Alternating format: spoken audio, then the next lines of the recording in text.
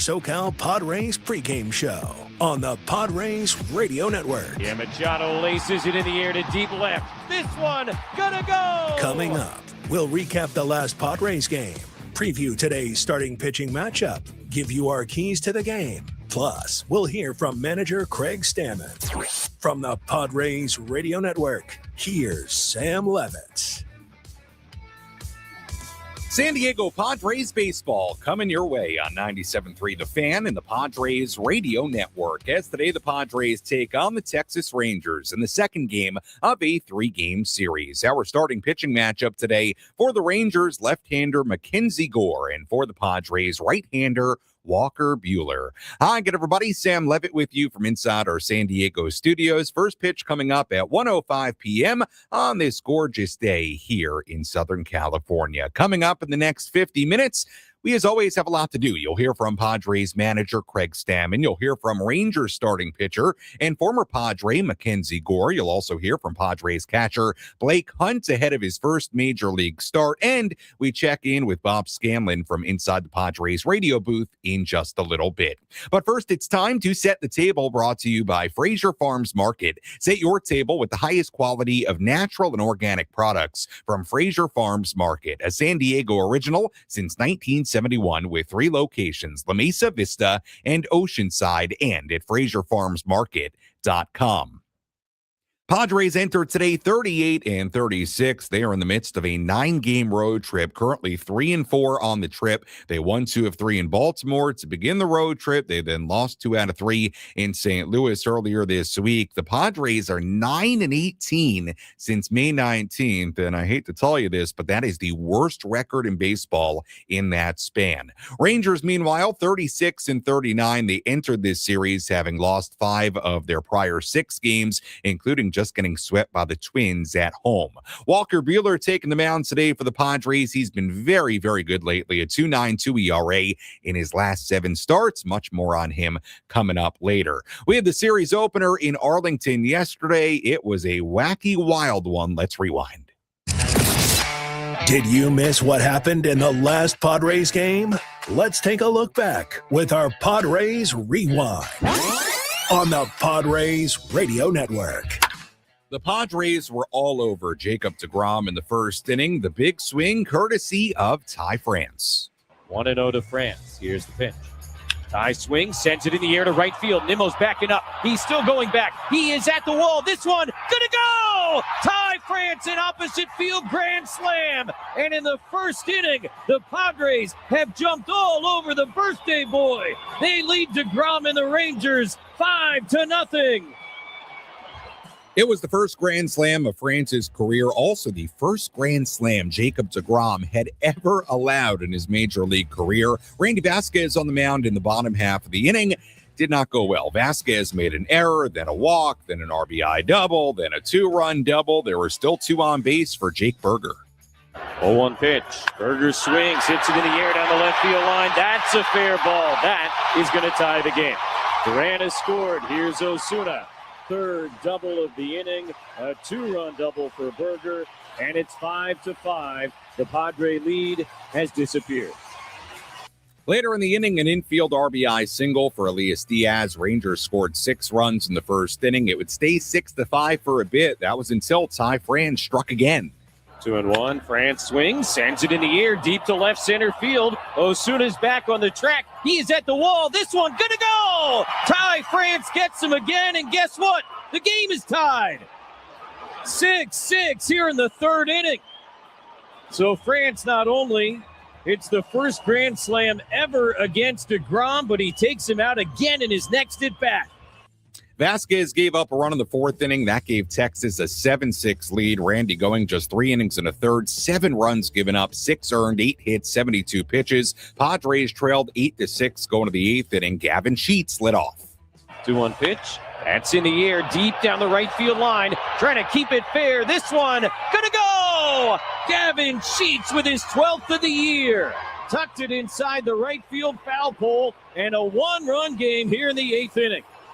Jason Adam came on for the bottom of the 8th inning, trying to keep it a 1-run deficit. Wyatt Langford led off. He hit a solo home run.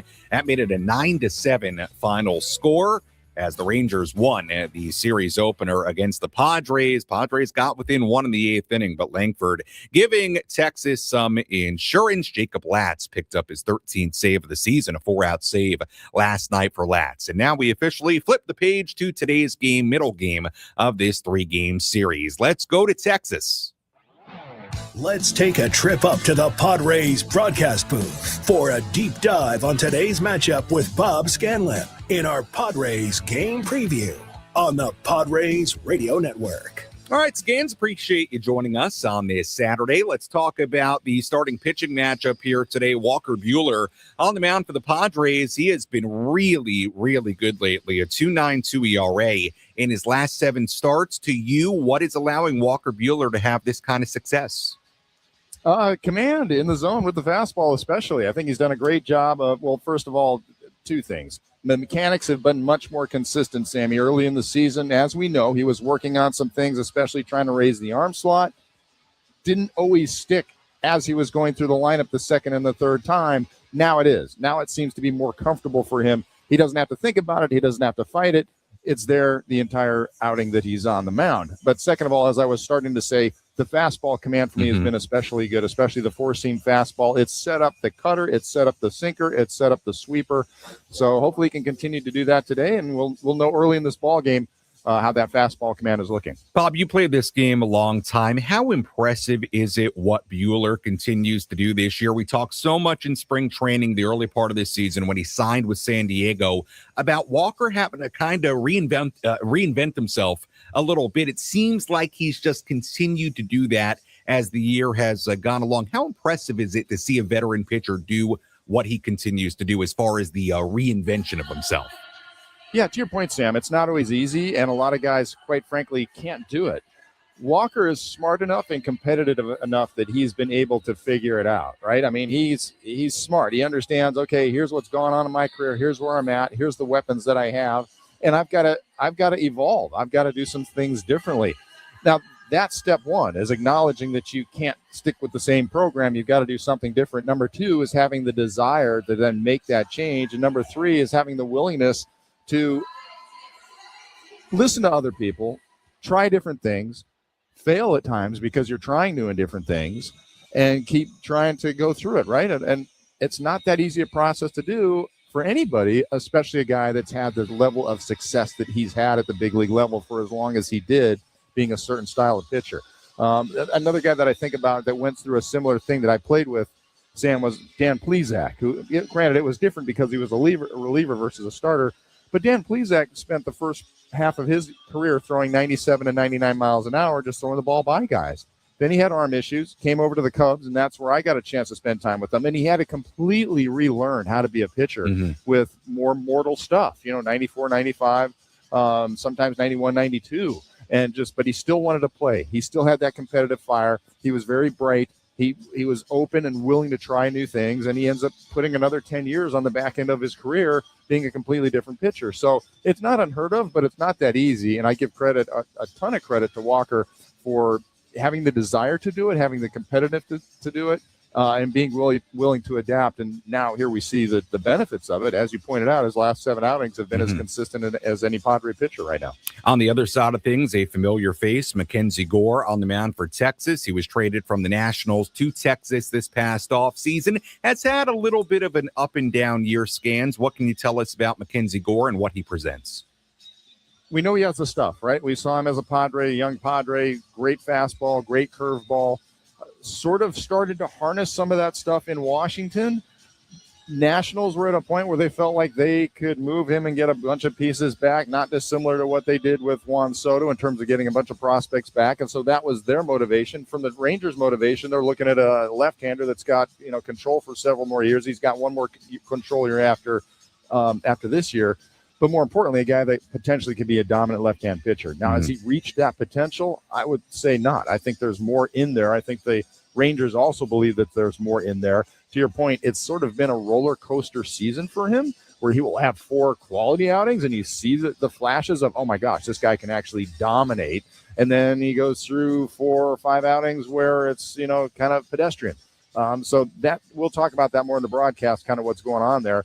But the Rangers are still hopeful that they can get sort of that dominant Clayton Kershaw style left-hander that can be the ace of your staff and carry a ball club over the course of the season. It's not there yet, but there's certainly flashes of it, and we'll see what he's got today. Yeah, good insight, Bob, as always. We'll talk to you and Jesse coming up at 12:55 here on the West Coast as the Padres try to bounce back in Game 2 of this 3-game set. Thanks so much for the time, as always, Scans. Good talking with you, Sam. All right, Bob Scanlan joining us on our EcoWater SoCal Padres pregame show here on the Padres Radio Network. We'll talk plenty more about MacKenzie Gore coming up a little bit later. You know, it's so interesting with Gore. He's a guy that I knew all the way back in 2019 with the Amarillo Sod Poodles, and he was such an excellent prospect, an excellent minor leaguer. He's had a good career. I don't know that he's quite put it together for extended stretches as much as people thought he would. It's been a bit up and down, and this season, as Bob was alluding to, has been like that as well. We'll talk plenty more about MacKenzie Gore, plenty more about Walker Buehler on the mound today for the Padres as well. When we come back, we take our first look at the Padres lineup today. We also hear from Craig Stammen. A little bit later, we'll hear from MacKenzie Gore, and we'll hear from Blake Hunt, who is making his first start in the major leagues today after making his major league debut late in yesterday's game. Our pregame coverage continues after this on the Padres Radio Network.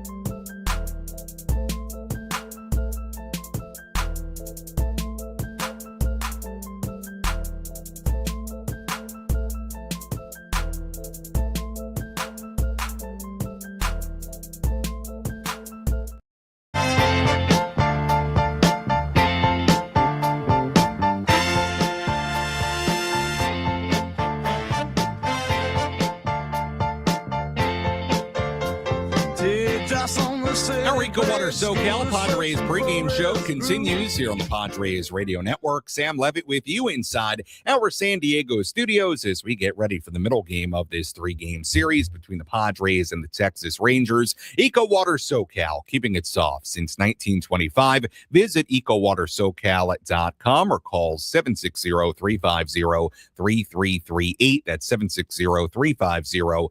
888-848-3338. Was looking at my phone during the commercial break and saw some Instagram posts from the NASCAR San Diego event going on Coronado. Looks really cool. So may have a number of you tuning in on the way to the NASCAR events this weekend. Maybe you're going to the San Diego Fair. A lot going on in San Diego this weekend. And however you're tuned in, we appreciate you joining us as we get ready for Padres baseball on this Saturday afternoon. A look at the Padres lineup today looks like this. Fernando Tatis Jr. at second base leading off. Samad Taylor in left field batting second. Manny Machado at third base batting third. Xander Bogaerts at shortstop batting cleanup today. Jackson Merrill in center batting fifth. Ty France at first base batting sixth. Nick Solak getting a start today, the designated hitter batting seventh. Jace Bowen in right field batting eighth. And Blake Hunt is making his first start as a major leaguer, batting ninth and doing the catching with Walker Buehler on the mound. Rodolfo Duran has obviously been getting most of the play behind the plate as of late, with both Luis Campusano and Freddie Fermin on the IL. But good for Blake Hunt, who came in yesterday. It was kind of a crazy inning of a debut, because the first pitch he saw behind the plate as a major league catcher, well, Wyatt Langford hit it a long way against Jason Adams. So he actually did not catch physically that first pitch he saw. And then he made a really nice play getting out from behind the plate on a little roller, made a good defensive play. But this will be not his real debut. Yesterday was his real debut, but in a lot of ways, kind of the first bona fide action for Blake Hunt. He'll start, he'll get some at-bats, and that should be a very exciting part of today's game. As we get ready for this one, let's go to Arlington, Texas at Globe Life Field and hear from Craig Stammen. Let's pull up a seat in the manager's office and hear from Padres skipper Craig Stammen. Served up by Sinley Food. If you've had better chicken, you must be a rooster. A lot of you went on Duran to start, how he's doing, and how he's feeling after having to leave the game yesterday. Yeah, he left the game for a pinch hitter. It wasn't anything physical. Okay. But he did get beat up in yesterday's game. He got dinged quite a bit. Trainers were checking him, throughout the entire game, but he's been great right in this period where we've lost Campy and lost Freddie. He's been someone that we've really relied on, and he's done a great job defensively behind the plate. He's really handled our pitching staff very well. Big opportunity today for Blake Hunt. We talked to him. He's obviously very excited. What's your expectation, or what do you want to see from him today, given the environment and the newness of it for him? I just want to see him smile and have fun. This is his major league debut. He made it last night technically, but his first start as a big leaguer, he's earned it, and just want him to go play like his 10-year-old. Is it tough to get a guy up to speed for what to expect from the pitcher, never mind just the circumstances around his first big start, and not overwhelm a guy? Yeah, the good thing is he's been around, since spring training, been with our ball club, so he kind of knows how we do things. He's been with us here 4, 5, 6 days now. So he's kind of getting the feel for things. He's a very smart guy. So he's taken to it, very easily almost. Any particular reason he's going today as opposed to Duran? Duran's been catching a lot. And I feel like it's time to give him a little bit of a breather. And Blake needs to make, I want him to get his first start and get his, first crack at the big leagues and be able to tell all of his kids, grandkids, great grandkids, hopefully in his life, that he remembers his first start in the big leagues. You going to the opener tomorrow? Maybe. Okay. I don't have anything other than anecdotal evidence on this, but your catchers are getting hit quite a bit. Yeah. You guys have noticed. What have you noticed about it? We have noticed it, yes. What we've noticed about it is that they're getting beat up. And, there's no rhyme or reason to it. It's just kind of a little bit of bad luck. Duran for sure last night got crushed. Freddie's been getting kind of crushed all year, but, that speaks to the depth that we have in the catching position. And, hopefully we get all these guys back healthy and feeling good at some point. The fractures, there's a wide variance in the timeline in terms of Campy's injury. But what is happening with Campy that he's not progressing? It's just trying to check those final boxes where he's not limited when he plays. We just don't want to bring him back where he's limited on anything, whether that's swinging or catching. So just trying to check all those boxes. He's doing as much as he can, and hopefully we'll be out on rehab here pretty shortly. About Buehler, what's it been about him? June, year in or two, but just seems to find another gear towards where he was at the start of the season? Yeah, I think he's just getting more comfortable with the type of pitcher he is right now. It's a different way of pitching than what he was before his surgeries. So he's getting very, very comfortable with how to throw certain pitches and getting, the ability to execute them and shape them in the right manner. Craig, he's been seemingly leaning more on the cutter, certainly compared to last year, but each start, and then he's high on the first pitch strikes, which I know you're a big advocate of. Since he's not the blow you out of the box guy, still a good velocity, but not what he was, as you talked about before. What does a cutter do for the rest of his arsenal? How does that help him? Yeah, I think it's just another pitch that gets, the baseball off the barrel. And he's more of, that type of weak contact pitcher than a strikeout pitcher now. And the more pitch you have that induce weak contact, the better you're going to be. I've heard it said the cutter will play up your two-seamer. Is that something that he is benefiting from, seeing a little bit more of an improvement on the result side of the two-seamer because of the cutter? Yeah, I think so. They definitely, both pitches play off each other. They both tunnel together, and one goes one direction, one goes the other. So, that's pitching 101. That was Padres manager Craig Stammen earlier today inside the Padres dugout. We'll hear more from Craig on our post-game coverage coming up later on this afternoon. Sam Levitt with you inside our San Diego studios. First pitch is coming up at 1:05 p.m. in Arlington, Texas. You heard the questions there at the end about Walker Buehler. He has been very good as of late. We'll talk more about Walker in a little bit. You also heard a question there about tomorrow's starting pitcher. Now, it is TBD right now for the Padres. It is, of course, Lucas Giolito's turn in the rotation. The question there really was, will Giolito have an opener ahead of his start tomorrow? Because that's what the Padres did when they took on the Cardinals on Monday. And we've seen Canning have openers. We've seen Giolito have openers. So we shall see what the Padres do. But they have not announced yet whether it'll be Giolito starting the game or once again, it'll be an opener ahead of Lucas Giolito. Let's tell you who's hot, who's not as we get ready for the middle game of this 3-game set. Which player is locked in at the dish? Who needs to step up their game? This is Who's Hot, Who's Not. Presented by ASAP Drain Guys and Plumbing, a division of Anderson Commercial, your full-service plumber serving San Diego County. Now we focus on one guy in the hot category, Samad Taylor. How good has this guy been since coming up from AAA El Paso in the midst of a 10-game hitting streak, batting .395 with a home run, a double, 8 RBIs, and 4 stolen bases in that span. Taylor continues to bat towards the top of the lineup tonight, playing left field and batting second. In the not category, a couple of guys we focus on there. Manny Machado, just 2 for 18 in his last 5 games. Andrew Bogarts, just 2 for 18 in his last 6 games. And a little bit later, we'll talk about the big guys in this lineup, what they need to do in today's game. That's a quick look at who's hot, who's not, as we get ready for this one coming up at Globe Life Field in Arlington, Texas. Let's take a look at some Major League headlines as we go around the horn. Let's examine the most important news and the latest information you need to know in the world of Major League Baseball. Sam Levitt takes you around the horn. Presented by Valley View Casino and Hotel. Get ready for Major League winning when you join Valley View Casino and Hotel's Players Club and receive over $200 in free instant offers. Visit valleyviewcasino.com to learn more today. Let's take a look at some of the Saturday storylines around Major League Baseball. We have a few games already underway, but mostly everything yet to begin.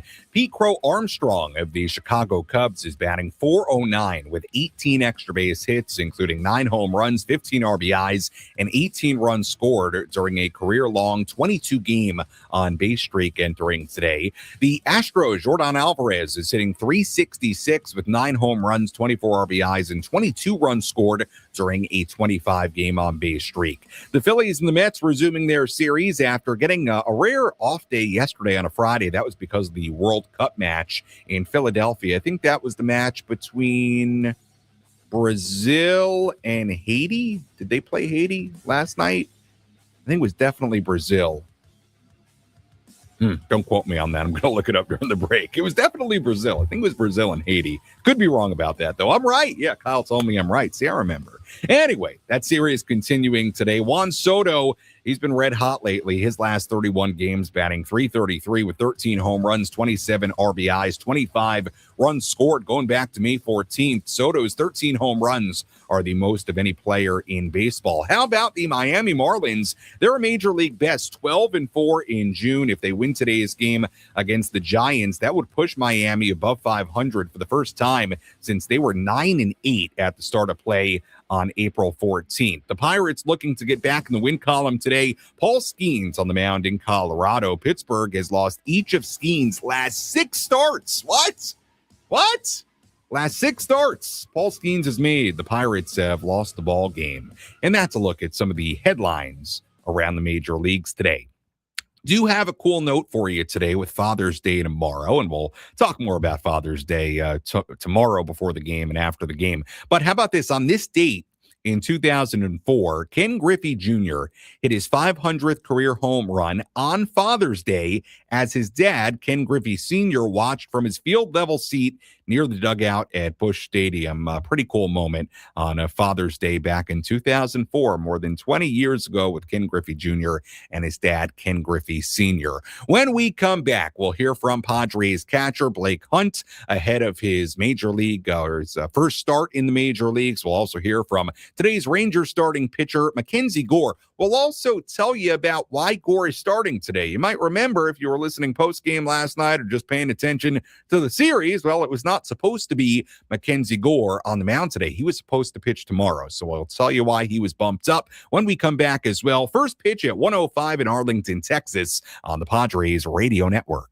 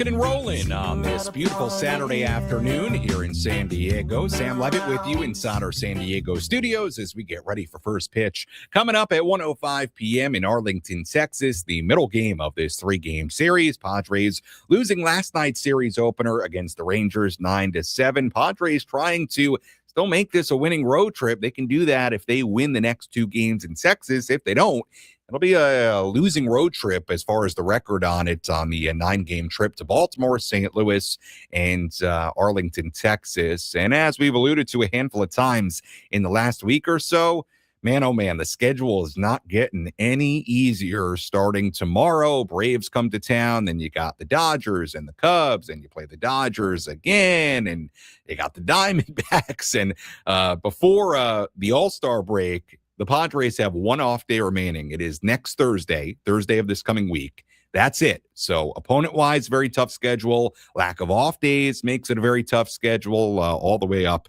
until the All-Star break. We told you yesterday Nathan Eovaldi was supposed to start, or we said he was starting today's game for the Rangers, but you might have woke up this morning and saw on your phone or however you get your news, oh, look, it's MacKenzie Gore. Let's tell you why.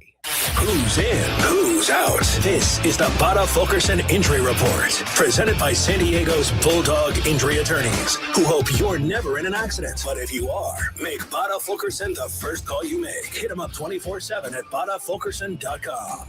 Right-hander Nathan Eovaldi was supposed to start today's game for the Rangers, but he was scratched earlier today with a little bit of knee soreness. Instead, MacKenzie Gore, who was scheduled to start Sunday, will move up a day and take the ball today against the team that drafted him and that he came up with. We'll talk more about that in a moment. As far as tomorrow, it's still TBD for Texas. It sounds like there's still maybe a chance that Eovaldi could pitch tomorrow, but as far as today, again, dealing with some knee soreness, he was bumped from today's start. Gore moved up, and that's what we have today. So as far as who's in, who's out, Eovaldi, the originally scheduled starting pitcher, is out for today's game, and sounds like there might be a possibility he pitches tomorrow. We'll see, but that's the deal as far as the Eovaldi situation with Gore making the start today. Of course, MacKenzie Gore was originally drafted by the Padres back in 2017, the 3rd overall pick out of high school. He was the number 1 pitching prospect in all of baseball. He arrived in the major leagues in 2022, gets traded to the Nationals as part of that big Juan Soto trade during the summer of 2022, spends a number of years with the Nationals. Now he's been traded to the Texas Rangers. Here was MacKenzie Gore earlier on his experience as a Padre. Yeah, it was great. I drafted by him and was in the organization for 5-6 years. And, the rookie year was great. And, I think being on that staff I was on with those veteran guys, they were awesome. And I learned a lot from them. And I think being a part of that group was fun. Here was MacKenzie Gore on the trade to the Rangers this past offseason and his goals for 2026. Yeah, I think it helped, and the offseason made it a lot easier too. So, but for sure helped, kind of had already gone through it one time. So, I think just trying to continue to improve and get better every day, and I think we've done a good job of that and still try to do it. And by the way, Gore referring to already having gone through it, he was referring to the original trade from the Padres to the Nationals. So MacKenzie has been traded a couple of times, and we'll talk plenty more about MacKenzie Gore coming up in just a little bit during our pitching preview. Let's take a full look at the out-of-town scoreboard. Let's take a trip around the bigs to highlight the scores that matter most with our out-of-town scoreboard. Presented by Jensen Premium Beef Patties. Always a hit for grilling. We take a look at the scores from around the major leagues. We have one final already today. The Tigers beating the White Sox 4-1 in Detroit. We have 2 games going on right now. Reds ahead of the Yankees 6-1 in New York in the 7th inning. Cubs leading the Blue Jays 3-0 in Chicago in the 4th inning. Everything else is coming up in a little while. Brewers at the Braves at 1:10 in Atlanta. Good pitching matchup there. A couple of lefties. Kyle Harrison on the mound for Milwaukee. Chris Sale on the mound for the Braves. Giants and the Marlins at 1:10 in Miami. The Nationals and the Rays in Tampa Bay at 1:10. The Mets and the Phillies Phillies at 4:15 in Philadelphia. Freddie Peralta on the mound for the Mets. Christopher Sanchez on the mound for the Phillies. Guardians and the Astros at 4:15 in Houston. Pirates and the Rockies in Colorado at 6:10. We told you Paul Skeens on the mound for Pittsburgh today. Angels and the A's in Sacramento at 7:05. Red Sox and the Mariners at 7:10 in Seattle. Orioles and the Dodgers in LA at 7:10. Yoshinobu Yamamoto on the mound for LA today. Twins and the Diamondbacks in Arizona at 7:10. And that is a full look at the out-of-town scoreboard on this Saturday. We'll have much more on all those games coming up on our post-game coverage. Blake Hunt is making his first start in the major leagues today after making his major league debut in last night's game. Came in the bottom half of the 8th inning after the Padres had pinch hit for Adolfo Duran in the top of the inning. Actually made a really nice defensive play in that one inning he played behind the plate, but Hunt is making his first start in the major leagues today, and he's batting 9th and doing the catching. Hunt has had a really interesting journey to this point. Now 27 years old. He was originally drafted out of Mater Dei High School in Santa Ana, California in the second round of the 2017 draft. The journey took him from the Padres to the Rays organization, to the Orioles organization, to the Mariners, and ultimately ending up with the Padres before this past season. Began his year with AAA El Paso, called up a handful of days ago, and now finally, after beginning his professional career all the way back in 2017, Blake Hunt today on June 20th, 2026, making his first start in the major leagues. Blake talked with Padres Spanish language radio broadcaster Pedro Gutierrez inside the Padres clubhouse. Obviously very cool for me to be getting called back up here with the team that originally drafted me. Everybody in the clubhouse has been very welcoming. Lots of familiar faces from spring, so nothing too crazy, but just very happy to be here. Very blessed. Well, they say nothing happens. Everything happens for a reason. We're in St. Louis, but you got the call up in Baltimore, where your previous MLB experience of one day in the majors on the roster was with the Orioles. Was a little bit of looking back at that moment and now having the second opportunity to come back to the majors? I mean, definitely symbolic for sure. I got to see some of my buddies from across the field, but everything happened so fast that, again, really no expectations going in. I think it would have been probably a little bit more surreal if I had been debuting against the Padres, but either way, very cool. In terms of this opportunity that you've been waiting for, it's been a long time coming. They say the path to the majors is a hard one. You've certainly had your opportunities to work yourself and get to this position. Just share a little bit of anticipation when that moment comes. Is it fulfilling a dream? Just share a little bit more anticipation of having that first time you get your name called up in a major league game. Yeah, I mean, I guess I'd have to start by saying, like, I don't have many expectations. I just have to trust that all of the work I've put in over the last 9 years and prior to being a professional baseball player has all been for this moment.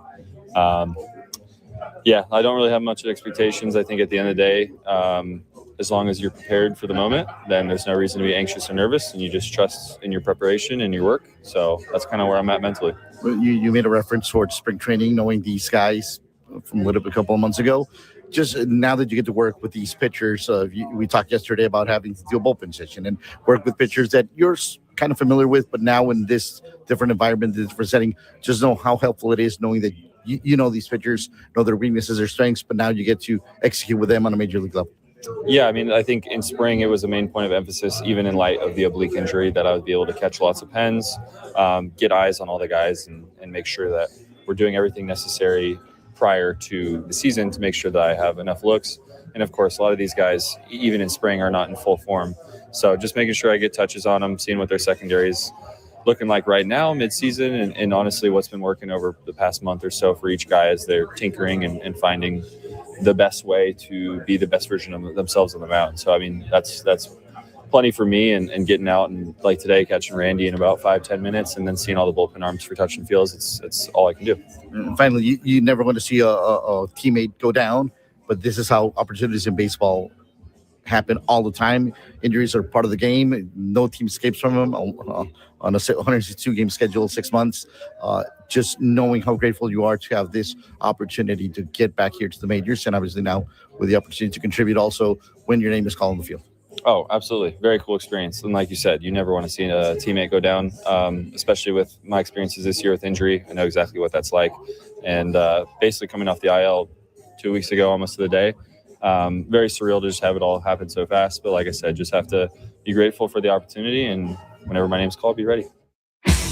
How will the Padres unlock a win today? These are the keys to the game. Presented by Rock and Block Turf and Hardscapes. Beautiful artificial turf that stays green all year long. Trust and experience. The job isn't done until it's done right. See them at rockandblocklandscape.com.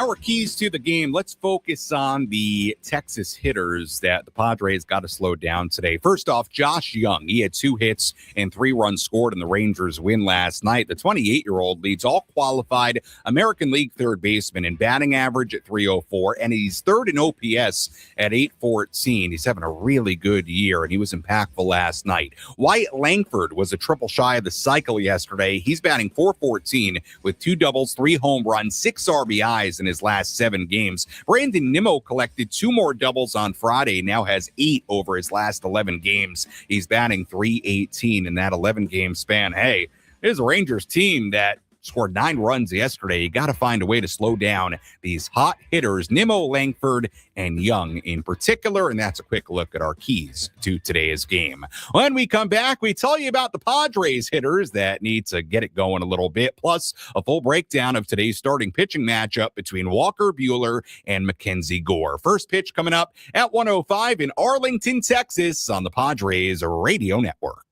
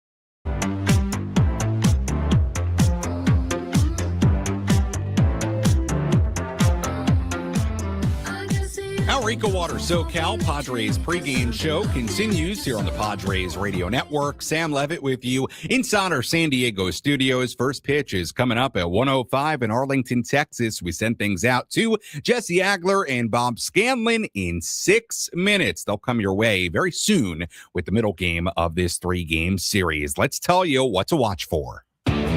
What's the one thing Sam Levitt will be keeping his eye on in today's game? This is What to Watch For. Presented by Genesis Home Improvements, San Diego's trusted painting, roofing, and window company. Save 15% today on a new beginning for your home. Visit GenesisHomeImprovements.com.